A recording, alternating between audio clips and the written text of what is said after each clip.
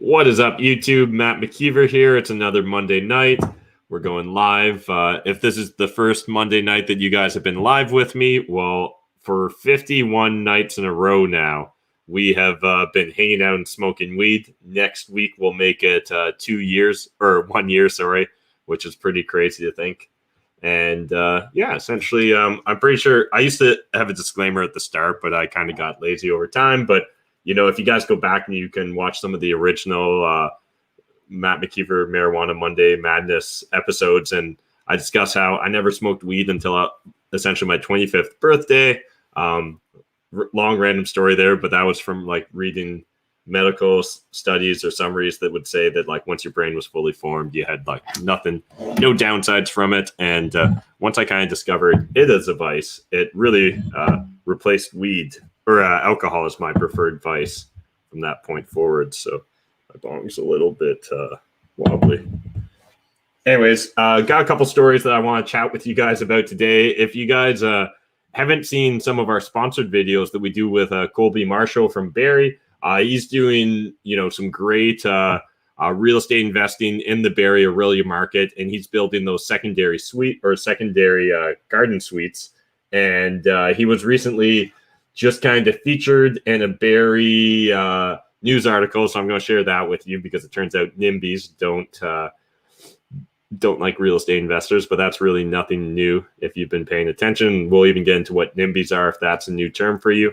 But first, feel free to hit me up with any questions. I'll quickly try and fire through all the comments and questions here, and then we'll get into hitting the bong. I really need to buy a new bong, but I haven't gone out because I believe it's a non-essential service, me buying a bong. So I just haven't bought a bong, and I've literally needed it since like COVID. I probably was overdue pre-COVID, and now it's just compounded.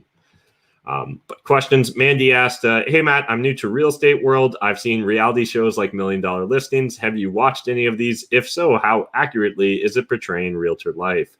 I haven't watched a lot of them, but I can remember watching maybe when it originally came out or like back in the 2010s. If you're a $1 million listing agent, there's probably aspects of it that are true. I know my buddy Graham Stephan, I think he was in one random scene or he worked with one of the agents. And then eventually he actually worked with one of them on a YouTube collab. But back in the day, even like when he was just starting YouTube. But like most reality TV, most of that stuff is staged. Most of it's going to be second shots. It's not going to be the real takes. They're trying to play up drama and things of that nature. So I would definitely do a lot more due diligence and deep diving before I decided to become a realtor simply based upon what you see on $1 Million Listing. Hey, Matt, huge fan, especially of Casey. Awesome. Glad you guys are enjoying the most recent Casey video where we sat down with Jed and just kind of discussed GPLP structures. Jay said, I found a value add large 100+ unit building, but I don't have any capital. How can I capitalize on this situation? Couple options. You know, bird dog fees are very common, especially if you don't have any capital. Otherwise, you can try and put together a deal where you're just the person with the opportunity. Hey man, how often do you see pumped cash flow statement and rent rolls? I'm assuming this is like pumped up or as in inflated. You know, like you always see them, but I guess there's two things that I'll maybe identify here with this question. So one, it's always been a thing. I don't know if it's actually any worse or better over the last 10 years. The one thing I will say is more and more realtors and real estate investors, especially retail real estate investors, they're very comfortable now just showing you a pro forma and essentially pretending like they forgot what actual financial statements are like. And one, that honestly should be insulting to every single one of us. It's definitely insulting to the inner accountant in me because they'll actually like just look at you like you're stupid for wanting to see actual. And they'll be like, we put together a pro forma. And it's like, no, I don't give a shit about make-believe world. I want to see what actually went down last time. So there's kind of that like fake pumped up financial statements and rent rolls. There are these pro formas, particularly if it's a pro forma at fair market value on all the units, especially if there's no clear plan to get any or all of the units vacant. But outside of that, there's definitely like, small property sellers, small business owners that will inflate their financial statements. And this kind of cuts two ways as well. The one you'll find is people are like, hey, the property actually does way better than it looks like because I don't pay taxes. Fuck the government.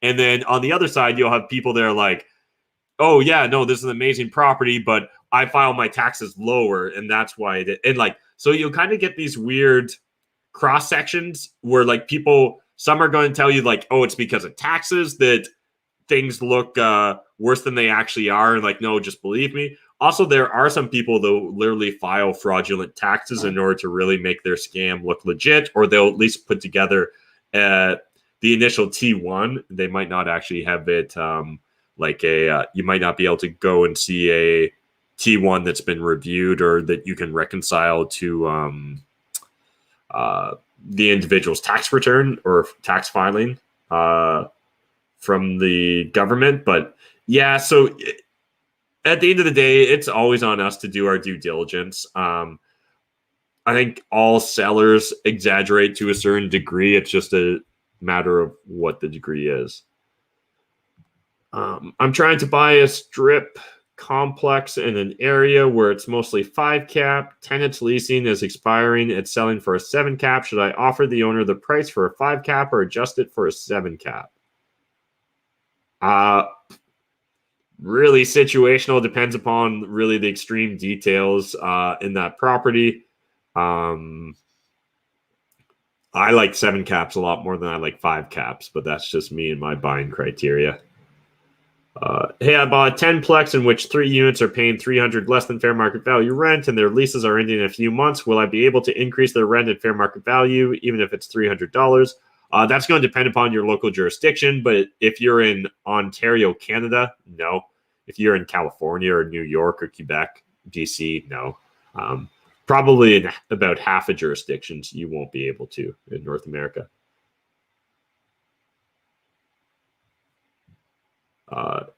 Is there a step up in basis in Canada? You're going to have to be more specific in what that means. Are we talking about interest rate basis, cost basis?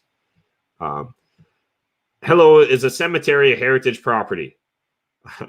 I assume that this is a troll, but I'm going to assume that most cemeteries will have a restriction or a covenant on the land, and it probably will be restricted from building on there. Although, like, this is obviously a facetious question, but sometimes you can like move cemeteries, right? Or you can kind of move all the markers into one corner and it frees up some of the space. You can then turn it into parkland, or it might allow that. But honestly, that's a very low probability.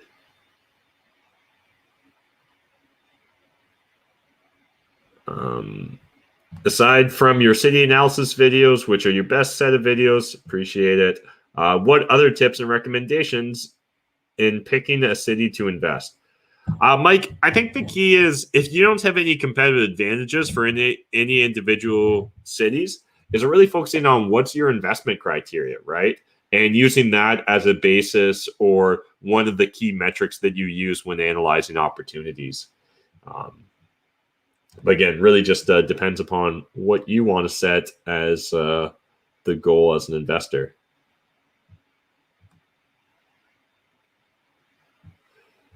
Yeah, I've definitely smoked from those pens before. Again, it's just my random dealer that delivers to my house doesn't sell pens. And in this day and age of silly masks, I'm not going to go into stores that push masks. So I also don't want to needlessly cause confrontation. So me being me, I just hole up at home and have my dealer come to me. Speaking of which, let's smoke some weed.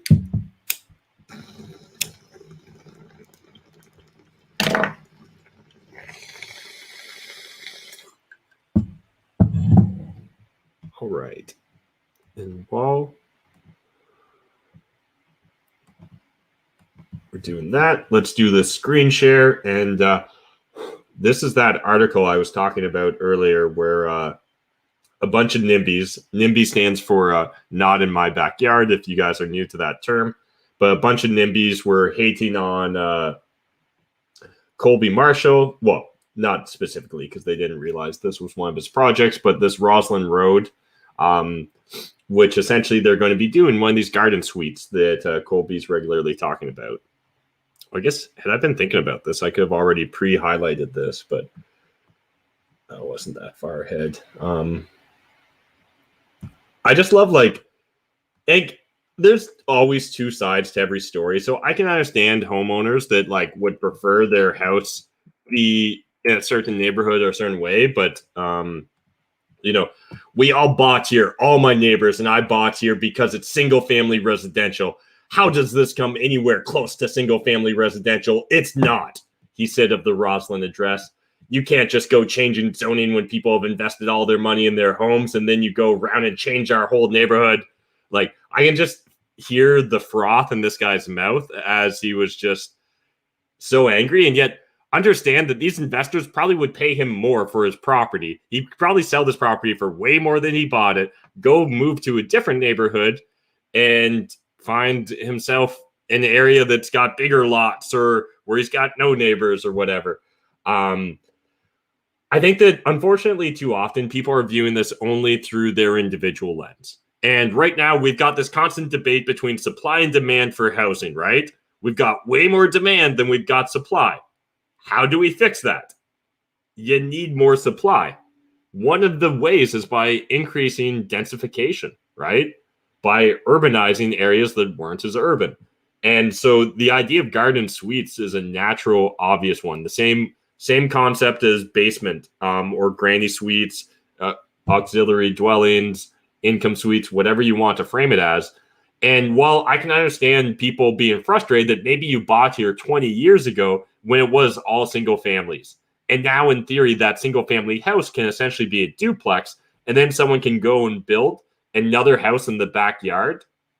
However, it's not like this all happened in one foul swoop, right? Some of these rules have slowly inched in over time, the same way that probably at one point in time, this neighborhood wasn't even allowed to be residential, right? It was probably a farmer's field. And had that farmer been like, how dare someone want to build houses here when I've got a farmer's field, Like, this idea of ever having a static moment in time that was perfect or that's ideal that we shouldn't change or adjust or be willing to compromise on whatsoever, it's pretty naive realistically, right? And we need to understand, if you actually want to make apartment buildings, if you want to make housing more affordable in Canada, you need to increase density. You need to increase the number of units available. There's just no two ways to slice or dice it.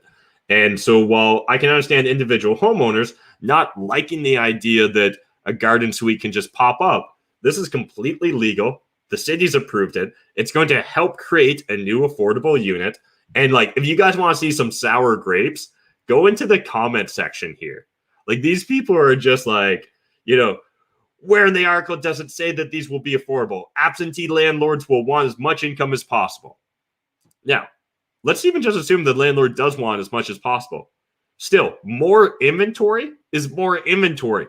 The more total units available, that's going to create pressure on prices downward. So there's no way you can convince me that adding a bunch of new inventory that doesn't replace, it's literally new additions of inventory, is going to drive all prices up. Because even if you list that new apartment at a much higher price than all the other apartments available for rent, someone's going to move from an existing apartment into that apartment, right? Or someone else that would have taken an existing apartment will take the new apartment. And so again, more inventory is more inventory. This one's correct. There's not enough places for renters. This is going to add to it. This should not be happening in nice single family neighborhoods. First of all, what's a nice single family neighborhood, right? And how judgmental does that sound? Like, I essentially just read this as like, these could be poor people that are moving into my neighborhood. How dare they? Come on, City of Barrie. You are stretching our patience with this kind of behavior from all of the council members. Maybe you should live in these neighborhoods to see what goes on and see if you like it, and just try and sell your house to family type people instead of lower prices offered from absentee landlords. This literally makes no sense. Somehow they're saying that landlords are out competing and buying all the houses, but also that they underpay for all the houses. Like, which one is it? But then even beyond that, like, ignoring that, what is it exactly that becomes unlivable the moment a tenant lives on your street? Are tenants inherently worse people? Because that it feels like that's what Wanda's saying here, that people that rent are literally worse people than people that own. And then like this, next comes the chicken coop. Like, so what if they had a chicken coop? Again, if that conforms to your bylaws, which I bet Barry probably does allow to a certain degree. I have no idea though. But again, like it's weird when there's these agreed upon rules and it just is the way it is, and yet people freak out. And so like when this was first introduced, this was going to help bring down rental rates. It didn't. I hope we can forget about this bylaw and erase it as a lost cause. Understand that all these new units that were created by basement suites, rents would be so much more if there were less rental units. I don't understand how you think that less of something makes it worth less. Try that with almost any other asset or commodity that doesn't need the network effect in order to benefit. It inherently becomes more valuable the more scarce it is. So the more inventory, the more apartments available, inherently, the better off the average renter is going to be. You know, what a parking nightmare. Again, they technically have parking standards. We've even talked about this on the videos regularly with Colby. And Colby is an expert at this. Like, he is definitely not a fly-by-night operator in the space. And it's just wild to think that these individuals get themselves worked so up over one individual garden suite. But think about, this is the case every time someone tries to build a new apartment building, every time someone tries to build a new higher density place. There's constant friction from individuals that one just have preconceived notion and prejudice. But in addition, they just don't like change. Like, these people literally, you take them back 100 years, 120, 150 years, and they would be boycotting the electric light. They would go ape shit over radios. Like, goddamn, would they have freaked out over TV? I can only imagine what they said about the internet originally. But again, inherently allowing density is only going to make it easier for individuals. And so, anyways, if you guys want to laugh, go through the comment section. But it's unfortunate to see investors that are actually adding additional units to their market being kind of I don't know, attacked over something that's completely legal, completely within the bylaws, and even fits, like, understand this is one of the ways your province is trying to solve the affordability crisis. It just seems wild that, I don't know, landlords just get blamed on that. But anyways, let's see what else is going on in the comment section here.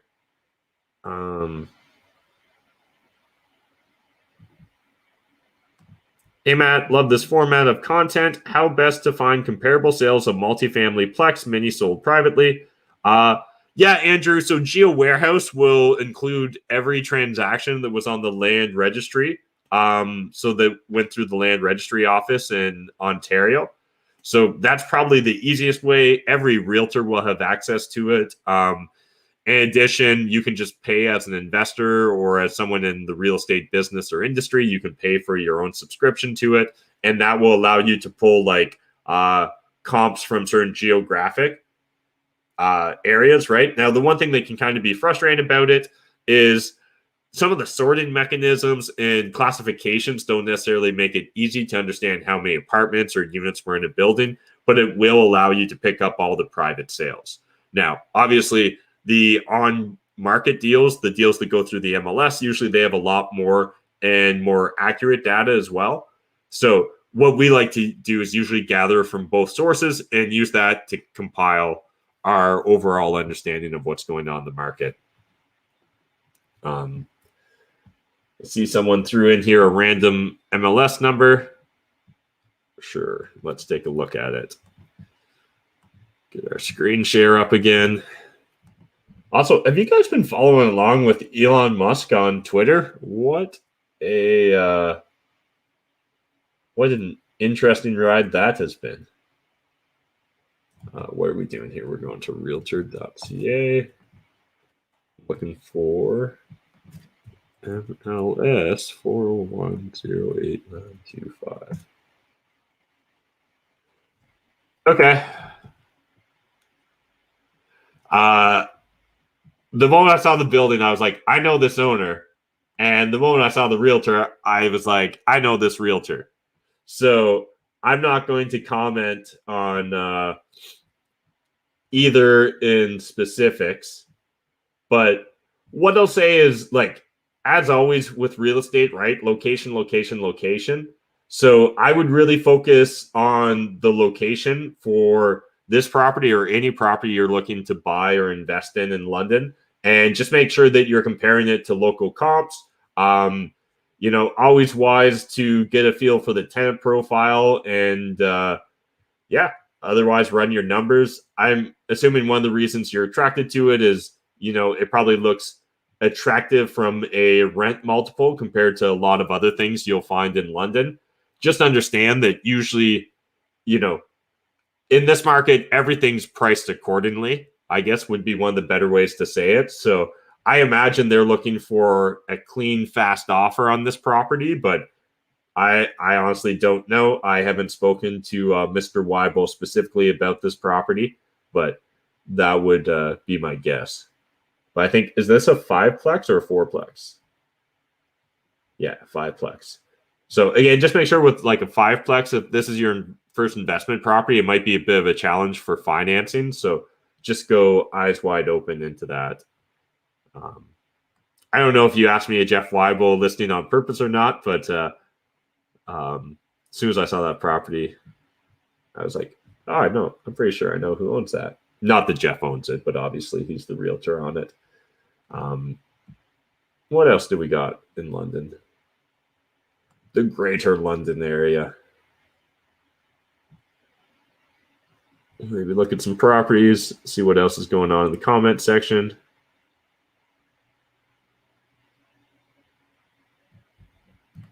Hey, Matt, can you give your thoughts on Chatham right now? I heard in a previous vid that you were investing there, and it seems to be one of the few affordable places right now. Yeah, so we are investing in Chatham. Got a couple apartment buildings in Chatham right now. We'll be closing on a couple more in the future. So I think probably by the end of August or September, I think we'll have about 100 units in Chatham. Chatham's an interesting market to me. I've regularly talked about Chatham in relatively favorable terms, often just because it is attractive from a rent multiplier perspective. It's an area where you can still find kind of off-the-shelf properties that are 1% deal, or sometimes even better than 1% deal. You can definitely find apartment buildings that are 1% or have the potential to become 1%. So that's one of the reasons that it's attractive to us there. When you're looking at the major employers in Chatham, you've got the Canadian Pension Plan, and then you had Union Gas, which became OnBridge.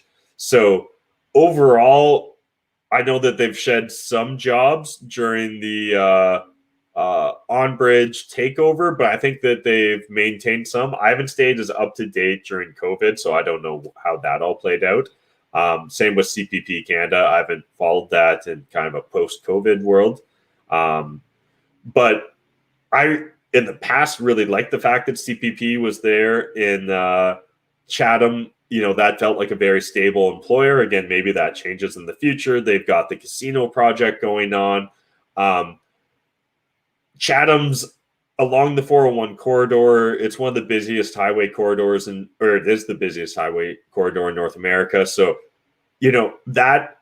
those are all attractive features to me, and it's essentially the absolute cheapest property on that corridor between Windsor and Toronto. And I don't know this for a fact, but I'd be willing to go out on a limb and almost bet this. It's probably the cheapest place of its size, or in the same ballpark of its size, on the entire 401 corridor. So even going all the way to, I don't know how far the 401 goes. Does it go past like Ottawa or Montreal or wherever? But going as far east as you could go on it, it probably still, at least until you hit Quebec, it's probably the cheapest, some of the cheapest real estate you're going to find. So because of that, that's enticing for a variety of factors for us. But overall, unemployment, vacancy, they're all solid. Again, there may be trend slightly above average for the overall region, but compared to the rest of Canada, is still usually pretty favorable overall. And one thing that like we regularly talk about is from an affordability standpoint, most government regulation is province wide. So like a $15 minimum wage applies to both Chatham as well as downtown Toronto. Well, your cost of living is substantially different in downtown Toronto versus Chatham. And so again, it seems very affordable if someone was on UBI, if they were on some sort of government program or funding. Again, you would assume that it's likely more probable they can afford to live a good life in Chatham, or they can like actually survive in Chatham versus in downtown Toronto. So again, variety of reasons. I'm bullish on Chatham, but I definitely encourage you to do your own due diligence. Like any real estate market, there's pockets and areas that are better and worse. There's profile of tenants that are going to be better and worse. So make sure you go into it eyes wide open. There can be some rough edges in Chatham, just like anywhere. In some of your old videos, you recommend to try and rent a place for 1% of its total value, i.e. rent for $2,500 for a $250 house. I haven't been able to get close to this. Is this still possible? It's going to be more of a stretch, Brian. It's definitely going to be difficult in London, Ontario with on-market deals. Now, again, we just had a 5-plex up there that was for sale for $4.25 by Jeff. I'm not saying it's an ideal property, but it's probably the sort of property where you could meet or exceed the 1% rule if you were getting fair market rents in all the units. Again, I actually haven't walked through that building, so I don't know. But we're able to find apartment buildings where you could potentially buy it for $125, $140 a unit, and you could potentially rent out the apartments for $1,300, $1,400, $1,500, $1,700 a month. So it can be done, but it's not easy. If you're going to smaller markets like Sarnia, Chatham, markets, St. Thomas, markets like that, Owen Sound, you'll probably have an easier time finding 1% rule deals.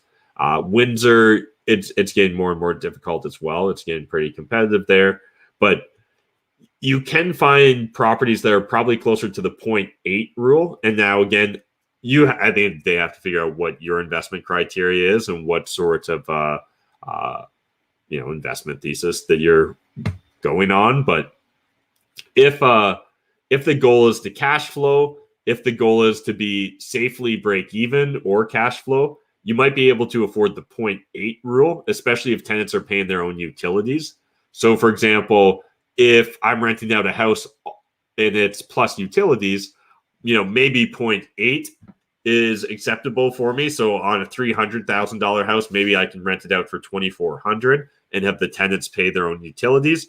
And that might get you slightly more in the realm of possible, particularly if you're looking at, like those single families that can become duplexes, or they're student rental oriented where you can get potentially $3,000 a month. Again, you might be able to find opportunities like that in London, but they're not just going to be off the shelf and everywhere. But certainly if you're looking at markets like Chatham or Sarnia, you can. Other investors choose to go further north into markets like Sudbury and, North Bay, Thunder Bay, all that. Again, that may make sense for you. It may not be right. The return that you're getting is one of the aspects you need to take into consideration, but you also need to look at like what are the fundamentals that you require, right? So make sure that you understand the profile of tenants you're getting, make sure you understand the vacancy rates, the unemployment rate, the underlying market fundamentals, and that you're comfortable investing in that market. Because one of the big mistakes I see people make when they start chasing returns is they one person in particular stands out. He was pitching us an eightplex in a small town in Saskatchewan with less than 4,000 people, where there was one major employer, and it was like a natural resource employer. To me, you could have the 3% rule, and I might not be interested in that property because I might just be like, that's too much risk. I don't want to be stuck with a piece of property in the middle of nowhere, Saskatchewan. What happens if this one employer goes out of business? Just not my cup of tea. So again, return isn't the only thing. We need to be looking at the risk-reward balance there, obviously.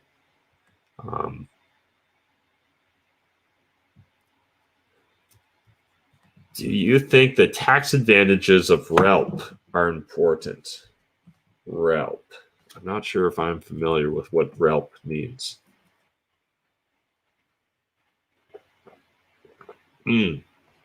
So that stands for Real Estate Limited Partnership.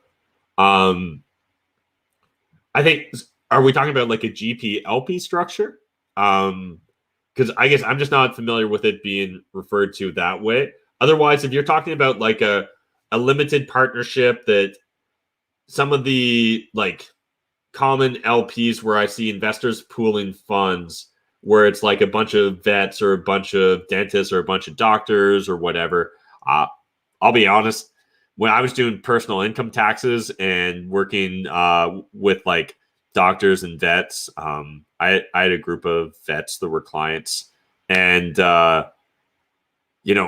honestly, all the limited real estate partnership transactions they got into were always terrible. Like, they always lost money. They'd get into these like shitty little commercial plazas. They didn't understand what they were getting into. Some investment advisor or some slick person pitched them at a poker game, and they'd always be losing money, but they'd be like, oh, but it's like a good thing, right? Because I'm already rich. I'm like, yeah, no, I don't think losing money is ever really a great business philosophy. So I guess it depends on what we mean, just because when I Googled here RELP, the first thing that came up on Investopedia was just like limited partnership status. But then the way it started describing it, it didn't say like a GPLP structure necessarily. So depends on what we're talking about, I guess. But if you're talking about GPLP structure, it really just depends upon your overall business model. Are we acquiring a bunch of different properties with potentially different partners on the different properties? And, what's the risk liability? What's the tax consequences and structure? All those things need to be determined as well.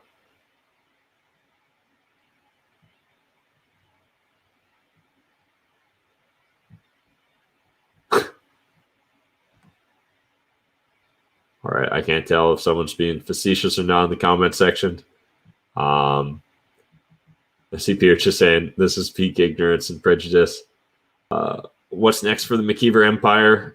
Right now, I'm spending a lot of time goofing around and learning about NFTs, cryptocurrency, and Bitcoin. I'm definitely very bullish long-term on Bitcoin. Maybe like not quite a Bitcoin maximalist, but the next best thing to one of those. And then I think NFTs are interesting and playful, and I think just human nature being human nature, there's going to be opportunities in that space, but I think the vast majority of people are going to get burned in the NFT and crypto space. So for me right now, I'm right now looking at my screen that shows me all the crypto prices, but right now I'm just kind of playing in that space. I'll do a screen share here, a new screen share, show you what I'm looking at. So there's just kind of like market cap and stuff, but looking at all kinds of different NFTs and stuff. And if you guys want to see what I'm currently playing around with, look at this account, Sheer Punks, and you'll see what NFTs I currently hold. And you can even see what I paid for them on the blockchains and all that. This turned out to be a good investment, though I probably should have sold it already if I really want to maximize my ROI. But I think I'm a CryptoPunk maximalist as well. I think that this will keep value long term. And I don't know. I probably should sell this right now. And we got 5 Gary V's, got a couple Meepits, one that we minted ourselves, and then a couple Bored Ape yacht clubs as well. But yeah, dabbling with that stuff, learning about Taproot. Definitely glad to see a lot more of the miners are signaling now. So that's promising. Seems like pretty soon it'll start clicking together and they'll start ending up on the right side of the ratio. CryptoPunk market's been crashing, which is interesting. Had you sold like a week ago, you probably could have got an extra 25,000 USD, which is crazy. It's just like it blows my mind. I honestly only half comprehend how this is possible, but also human nature being human nature, it makes total sense to me in a different way. So yeah, definitely dabbling with some play money or a bit more than play money in that space. But the only coins I hold are Bitcoin and Ethereum. And the only reason I hold Ethereum is to be able to acquire NFTs right now. So I'm not into any of that speculative shit. Doesn't make sense to me. It blows my mind to see major people shilling different things. Like Elon Musk and Dogecoin, legit. I can't tell if he's trying to secretly make Bitcoin stronger or if he's just trolling or if he legitimately believes what he says. And then I saw earlier today, Dave Portnoy, the Barstool Sports guy, he's now on like, he acquired some Safe Moon. It was like, I don't understand any of this. It forced me to reread up on Safe Moon. And I was like, yep, I still don't understand why that makes sense. But wild times.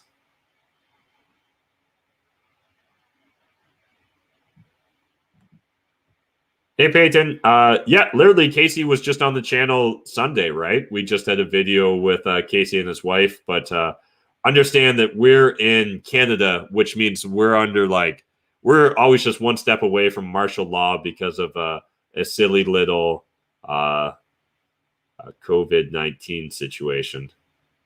I shouldn't say silly little, but it's frustrating how I think how poorly handled the situation was in Canada. The vaccine rollout's just been atrocious, and in addition, then the lack of, it feels like a lack of good faith and arguments towards why lockdowns and masks are required. But anyways, Peyton, yeah, me and Casey are definitely still on good terms. Him and Jed are great. We got to check out their new home. So they just finished building their dream home, and it's absolutely amazing. We might have a little bit of behind the scenes footage coming for you guys. Honestly, I just see someone said, "You look baked," laugh my ass off. That is the point of this, but I legitimately don't think I look actually that baked. I feel like my eyes look pretty white compared to some episodes. There's some episodes where like they are bloodshot. Hey, what's up, Scott? And do you use only your money to invest? I believe you said you only got going in 2015, but in Graham Stephan, you said you owned like 100 in a few years. How did you do it so fast? Yeah, so maybe just to clarify for anyone that's kind of new to me and my story, originally started investing in 2010. So that's when I originally got started. By 2015, I had acquired the house I was living in and 3 student rentals and then a 4-plex. And then after that point in time, I started using other people's money and really scaling. And so I kind of dabbled with OPM previously from 2010 to 2015, but that was always with like, maybe a $10,000 loan, nothing substantial. And then in 2016, I started really attracting JV partners. One of them was a former coworker. He had access to a home equity line of credit that went up to about $800,000. And after he saw the success I had with a couple of my investments, I, propositioned him on a really great deal, an offer he couldn't refuse, made him an offer he couldn't refuse, and he said yes. And so that allowed me to acquire 20 units in one acquisition, all with his money, but I owned 50%. And then once we burned that money, he let me go use that money to buy another 12 units. And then this was back in 2016. He got scared the market was too hot back then. With hindsight, it seems a little bit silly now, but it was his line of credit, so we stopped buying with that. And then I got 2 different money partners that had smaller home equity lines of credit and did similar at a smaller scale and kept acquiring those. Now at this stage, I've got a corporation that buys apartment buildings and just kind of burrs them. So I've sold off all my small properties, or by the end of hopefully by the end of this summer, every single one of my small properties will be sold, and I'll only own my apartment buildings. And essentially, like, long story short, by the end of the summer, I'll have about 250 apartments in my one corporation. 250 units, I should say, in my one corporation. Again, that's owned with partners. Pretty much almost every single piece of real estate I've owned has always been with a partner. I kind of just like doing it with someone else. It's fun to phrasing, but it's just fun to be able to win with someone, right? Like, I really enjoy the idea of making money with someone together, of it being like a, us versus the world, or us taking on this project or this challenge. Do you buy physical gold? You know what? There was a time in my life when I would have bought a shit ton of physical gold, but I was just too poor and I needed to make money. And now that I've got the sort of money that I thought I needed back then to buy gold, I wouldn't, like, the only amount of physical gold I would buy would be enough to, like, potentially bribe my way across a border or two, or like be able to buy a plane ticket or something like that. Like, I wouldn't want massive amounts of gold. It just, I get in theory. I guess I literally do think Bitcoin can help subsidize that part of your portfolio now. So I think that, like, maybe a fancy watch, a gold watch, or gold Rolex, something like that. I think maybe a little bit of physical gold. Ideally, like a sleeve of coins or something like that, again, because it's divisible. And then a couple, physical Bitcoin wallets. Those are probably, that combination of those 3 things would probably be great for getting your ass cross borders during crazy times, if you kind of want to be a prepper or plan for when shit hits the fan. But the biggest issue is just, like, gold's biggest benefits, I guess, are also its biggest downfalls to me. That,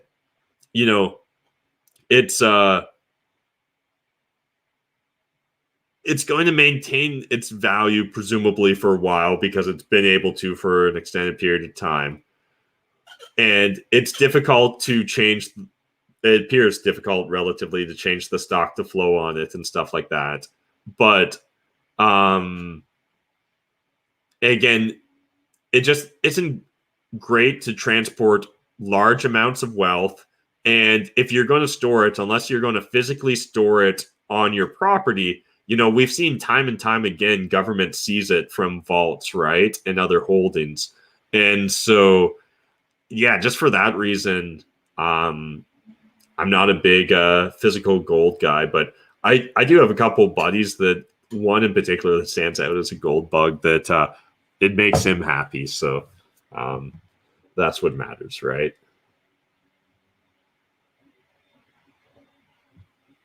If I lost everything tomorrow and couldn't get a T4 income, how would you rebuild your portfolio?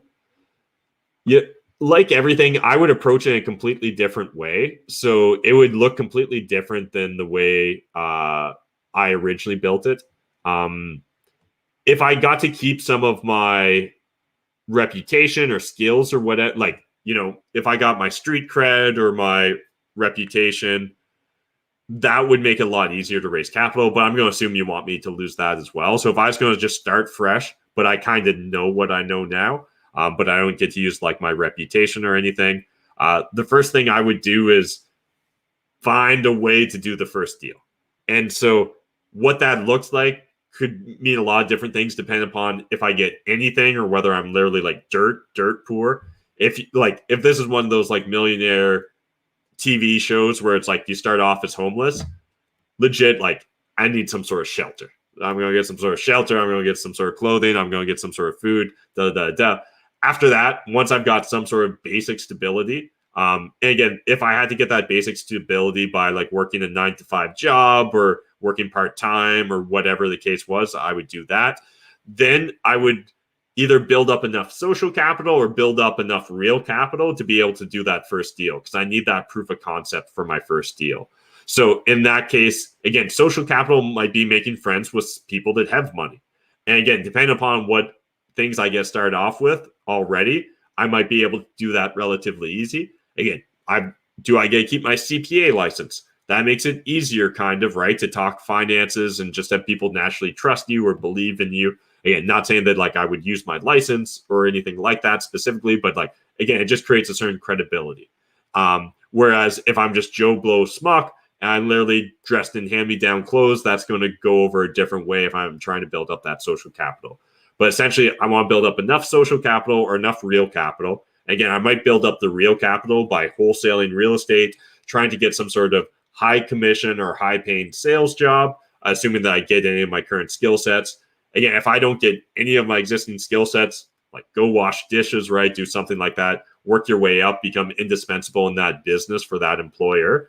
And in just kind of a happenstance way, that's kind of what I've done throughout my life and what I've had a couple mentors kind of show me as being a valuable way to go through life, right? So I started working at a restaurant, I think in like the summer of grade 9 or going into grade 9 or something like that, whenever you're kind of allowed to work.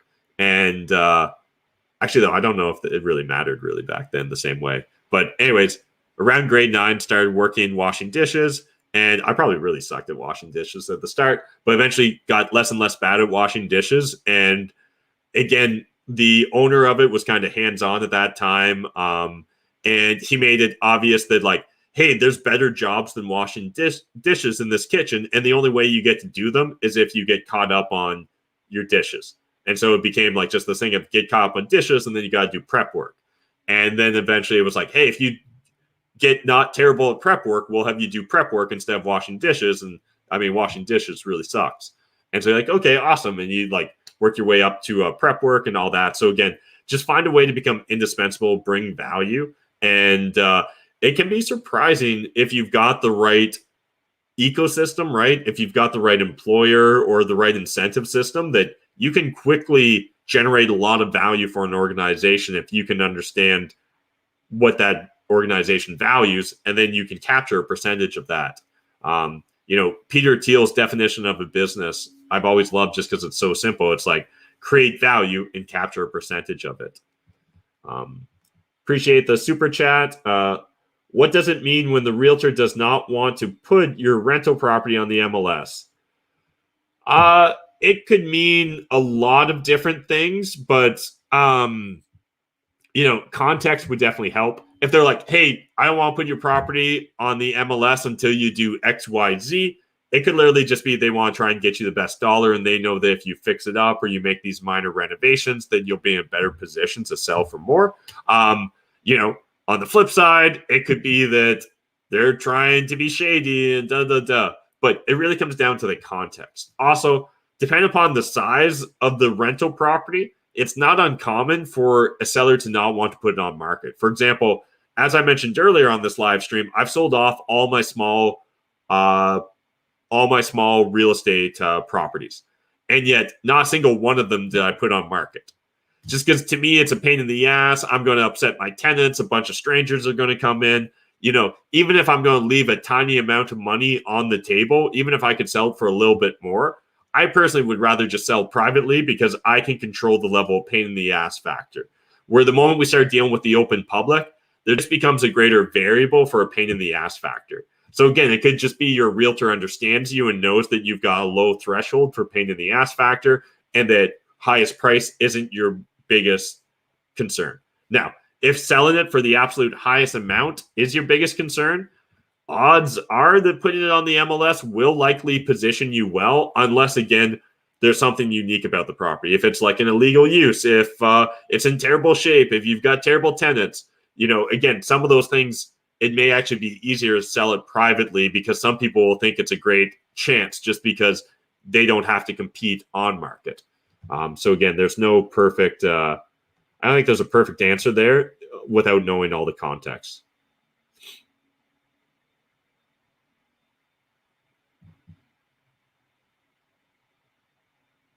Oh, if you're talking about a realtor not wanting to put a rental, like a for rent up on the MLS, it's probably just they don't do a lot of lease deals and they're lazy and they don't see enough money in it for them.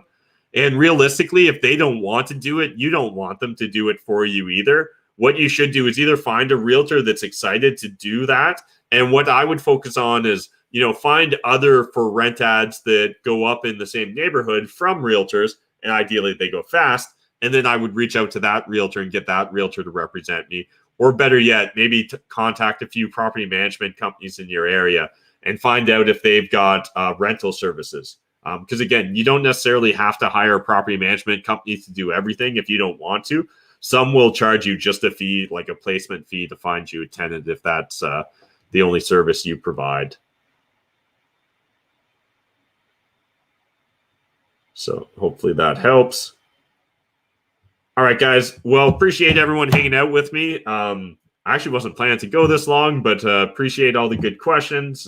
Hopefully provide some value. Yeah, I don't think I've really got too much to ask. Smash the like button, hit subscribe, all that good stuff. We will see you on the next video. And just an FYI, in case anyone's confused, we are scaling back on the YouTube front for the next 6 weeks. So I'm going to be slowing down for the month of June, just going to take some time, really map out, plan the next realistically, the next 5-10 years of my life, and looking forward to that. But we'll still have a video a day every day for the next 6 weeks, but it's only probably going to be a video a day. So we're dropping most of our live streams for now. We're going to keep doing this Monday one because this was the 51st. Next week will be 1 year of me smoking weed every Monday night with you guys.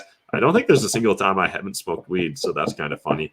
And consistency is key, I guess. But anyways, appreciate you guys. We'll see you on the next live stream. And I am out.